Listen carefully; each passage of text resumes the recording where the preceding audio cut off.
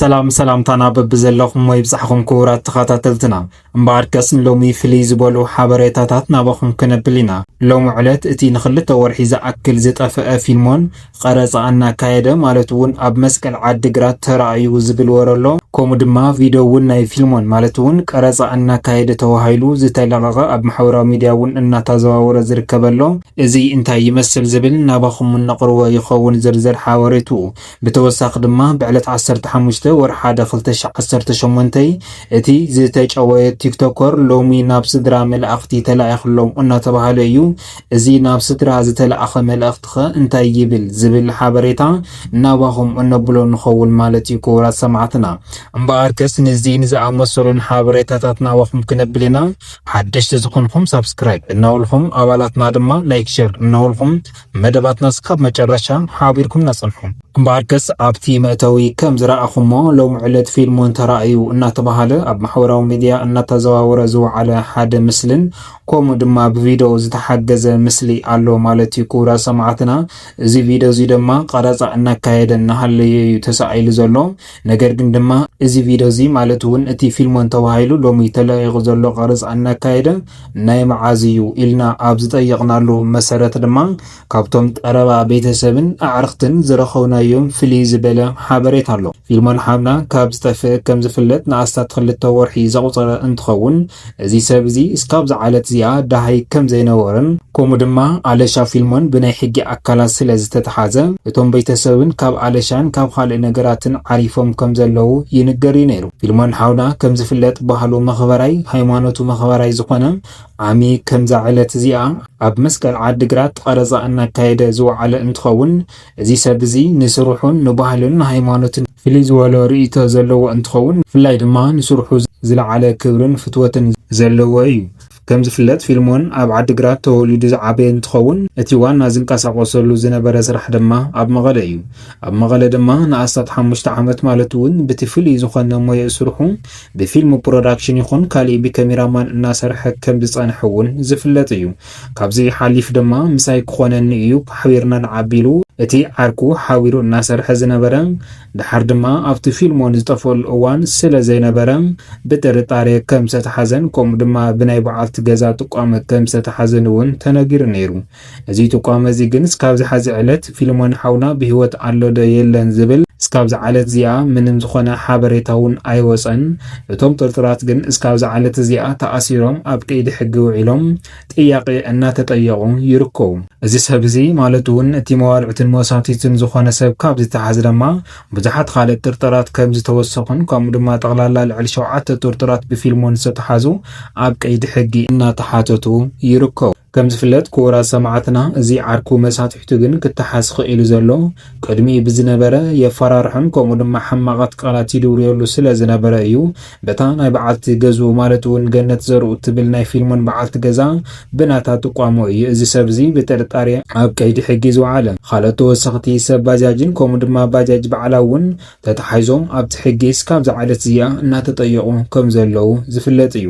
ነገር ግን ድማ ሎሚ ዕለት ዝወፀ ሓድሽ ሓበሬታ ኣሎ እናተባሃለ ብማሕበራዊ ሚድያ እናተዘዋወረን ከምኡ ድማ ኣነጋጋሪ ዛዕባ ኮይኑን ዝወዓለ ነገር ኣሎ። እዚ ዛዕባ እዚ ድማ ፊልሞን ኣብ ክብረ በዓል መስቀል ማለት እውን ኣብ ዓዲግራት ቀረፃ እናካየደ ርእዮ ዝበለ ሰብ ኣሎ።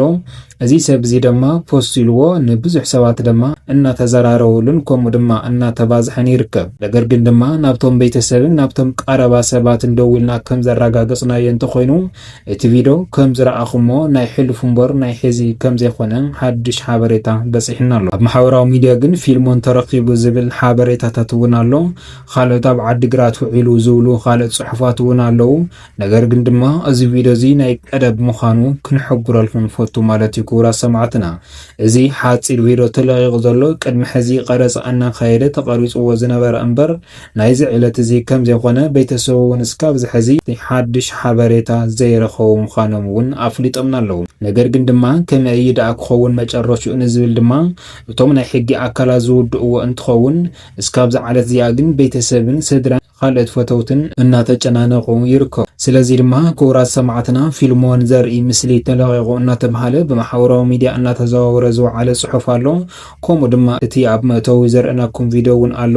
እዚ ቪዲዮ እዚ ድማ ናይ ቀደም ማለት እውን ናይ ሕሉፍ ቀረፃ እምበር ናይ ሕዚ ከም ዘይኮነ ክንነግረኩም ፈቱ።